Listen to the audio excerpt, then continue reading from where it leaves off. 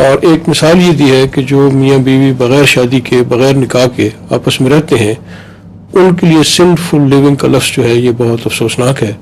وہ ہرگز یہ لفظ ہمیں اڑا دینا چاہیے اور یہ مناسب بھی نہیں ہے. اب جو خود بنا رہا مذہب ہمیں کیا اس پہ اعتراض ہے کرنے سے؟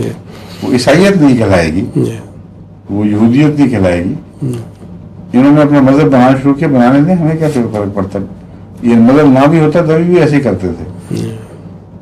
ان کے سنفل کہنے سے یا نہ کہنے سے خدا اور بندے کے معاملات پر کیا اثر پڑے گا یہ بتائیے. ان کو یہ وہم ہے کہ اگر ہمیں سنفل کہہ دیا تو یہ جنت میں جائیں گے, نہ کہا تو بچ جائیں گے سارے. تو بڑا پاگل پن ہے. اللہ تعالیٰ نے ان سے فتویٰ نہ مانگنا ہے, نہ اس کا کوئی ذکر چلے گا قیامت کے دن. خدا فیصلہ کرے گا.